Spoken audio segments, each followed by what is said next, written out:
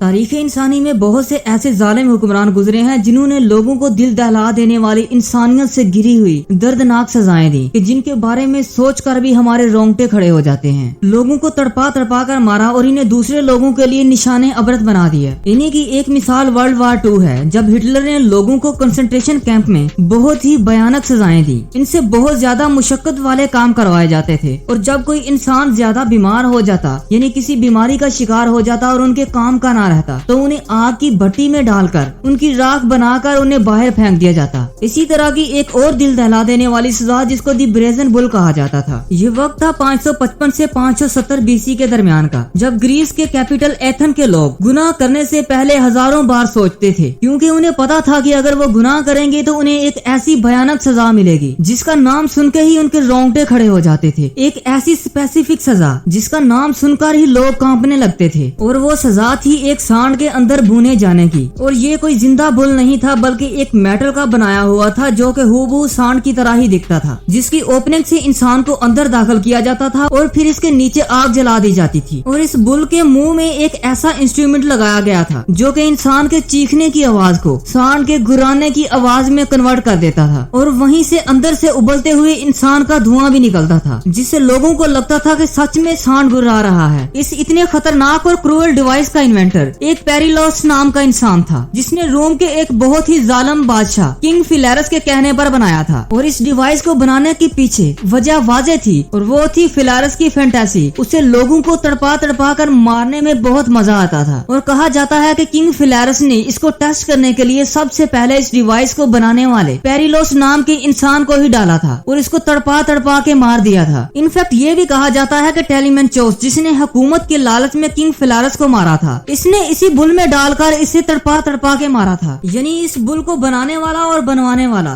دونوں کی موت کا ذمہ دار یہ بل خود ہے۔ اور یہ دردناک موت کی سزا صرف گریس تک ہی محدود نہیں رہی بلکہ آہستہ آہستہ یورپ کے دوسرے پارٹس میں بھی پھیل گئی، اور رومن اور کرسچن کی انیشل دشمنی کا کون نہیں جانتا، اور اس بل کا استعمال وہاں بھی ہونے لگا جہاں معصوم کرسچن کے خلاف اس بل کو استعمال کیا جانے لگا۔ اس سزا کو بھگتنے والی ایک فیملی سینٹ آسٹس کی فیملی تھی، جس کو اپنی بیوی بچوں کے ساتھ رومن امپیرر ہیڈرین نے اس بریزن بل کے اندر ڈال کر بڑی ہی بے رحمی سے مار دیا تھا، اور کہا جاتا ہے کہ اس واقعے کے بعد بھی کئی لوگوں کو اس طرح کی سزائیں دی گئی۔